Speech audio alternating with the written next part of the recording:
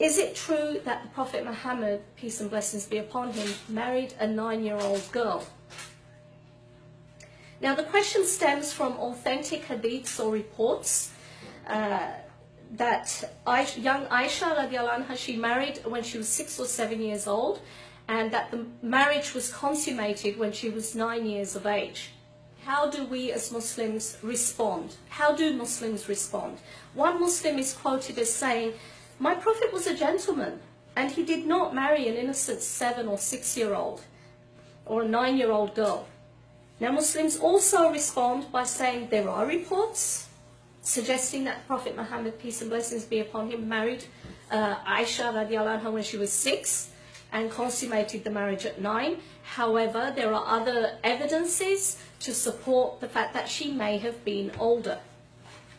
Now, while for many Muslims this would have been once enough of a response, there's now an expectation or demand that you clarify which of the two positions you take. Do you believe that Aisha, when she married the Prophet Muhammad, peace and blessings be upon him, was 9 years old or 6 years old, or was she older? Was she in her teens or her late teens, as some Muslims, suggest? Now, while evidence put forward to support the position that Aisha may have been older when she married may deserve attention, there is no documented report stating that she was older.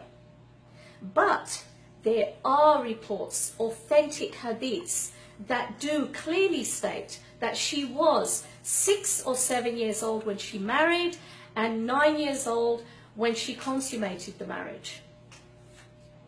My response and my position this evening at this presentation tonight is simply to say it how it is, how it was reported. And that is, yes, according to hadiths, Aisha radiallahu anha did marry at age 6 or 7. She did consummate the marriage at age 9. And she did remain in this marriage until she was widowed for 9 years. Am I disturbed by this? Should Muslims overall be disturbed by this? Was it wrong? Was the marriage of Aisha wrong? Was the marriage of young Aisha, may Allah be pleased with her, at age 6 in the Arabian Peninsula 1400 years ago, was it wrong at that time, at that place? History tells us no.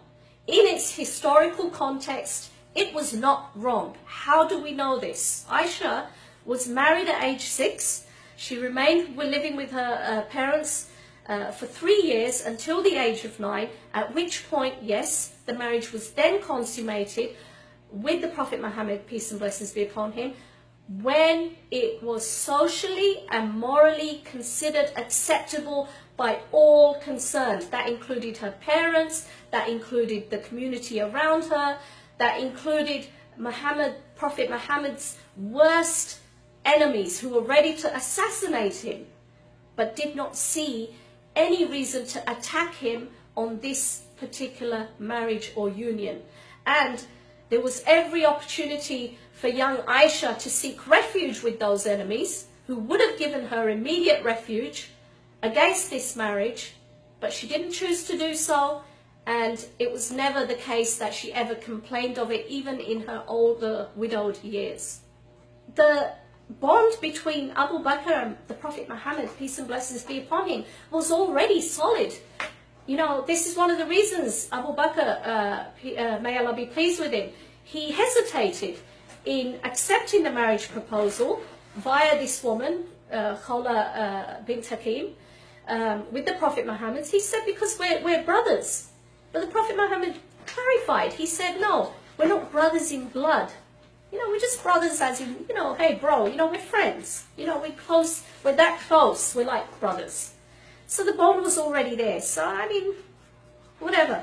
The claim that chapter 65 verse 4 of the Quran, in conjunction with other verses, it stated that, I'll actually quote David Wood on this. He writes, if Islam allows a man to divorce a girl who isn't old enough to have her period, it follows that Islam allows a man to marry a girl who hasn't reached menses.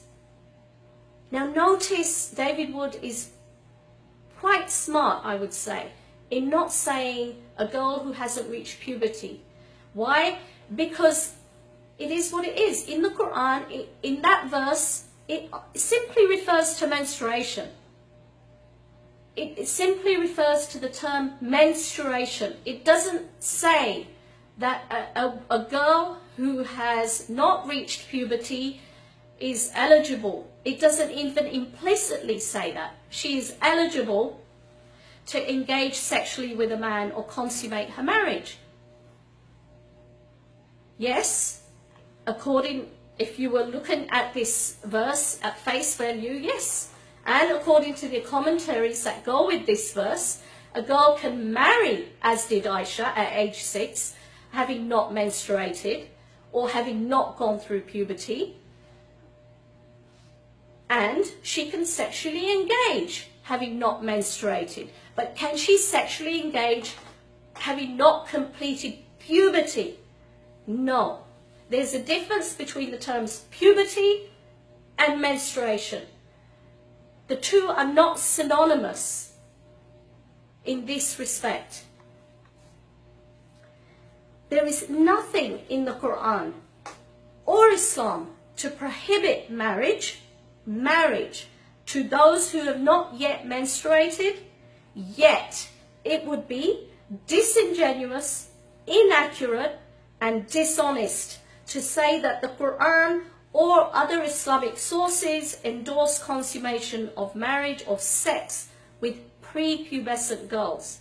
Remember, not premenstrual girls, prepubescent girls. And we know puberty does not require menstruation to be complete.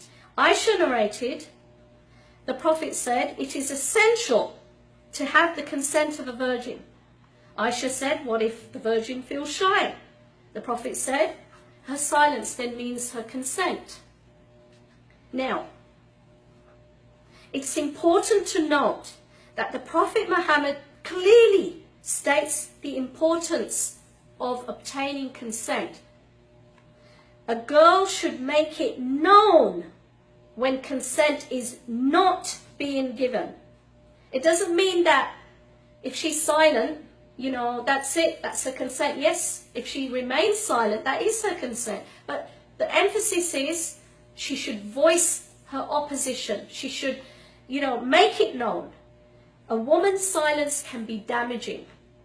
Even in a court of law today in the secular world, in cases of rape, you know, we always hear cases where they say, well, she didn't say anything. I went ahead. The man says she didn't say anything. She didn't object. So this is where it's being made clear. Silence is taken as consent. Make it clear, make it known.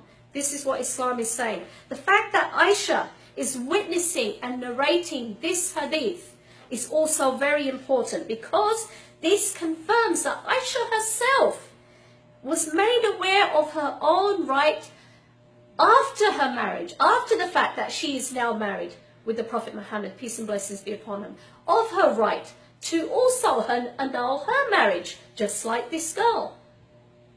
Some may argue, well, maybe she'd be too scared, too frightened to do so, or to challenge the authority of the Prophet Muhammad, peace and blessings be upon him. Why wouldn't she be able to challenge it? There were many enemies of the Prophet who would gladly give her refuge and fight the Prophet for her right and challenge him against his own word of annulling this other young girl's marriage. So, you know, it could be challenged. The Prophet's words could have been challenged, but she didn't. She lived a happy marriage. She never complained about her marriage. She was happy with the Prophet Muhammad. Peace and blessings be upon him.